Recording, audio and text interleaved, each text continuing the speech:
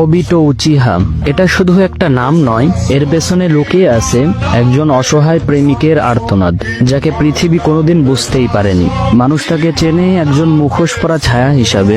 তারা বলে ও ছিল এক ভিলেন, একটা বিপদ, একটা যুদ্ধের কারণ, কিন্তু কেউ কখনো জানতে চায়নি ও কেন এমন হলো। অবিটোর ভেতরে ছিল এক স্বপ্ন, একটা খুব সাধারণ স্বপ্ন, ভালোবাসা পাওয়ার, হোকাগে হওয়ার, বন্ধুদের রক্ষা করার। কিন্তু ভাগ্য তার কাছে কখনো ন্যায্য ছিল না। একদিন সে দেখলো যাকে সে সবচেয়ে বেশি ভালোবাসতো সে তার চোখের সামনে মারা যাচ্ছে, তাও তারই বন্ধুর হাতে। ঠিক সেই মুহূর্তেই অবিটো মরে গিয়েছিল। দেহটা বেঁচে ছিল, কিন্তু তার হৃদয়টা ছিন্ন ভিন্ন হয়ে গিয়েছিল। তারপর থেকেই সে নিজের উপরে একটা মুখোশ চাপায়, একটা ছায়া হয়ে যায়, শুধু প্রতিশোধ নিতে নয়, পৃথিবীকে এমন এক ঘুমে ফেলে দিতে যেখানে কেউ আর কখনো ব্যথা পাবে না। কিন্তু এটা ছিল এক ভুল সিদ্ধান্ত, কিন্তু সেই ভুলটার মাঝেও লুকিয়েছিল একটা পবিত্র ভালোবাসা। অবিটো উচিহা আমাদেরকে শিখিয়ে যায় কেউ ভিলেন হয়ে জন্মায় না, কেউ বারবার ভেঙে যেতে যেতে একদিন ভিলেন হয়ে যায়। সে আমাদেরকে শিখিয়ে গিয়েছে ভালোবাসা যখন অবহেলায় হারিয়ে যায় তখন মানুষ শুধু ঘৃণাতেই বাঁচতে শিখে।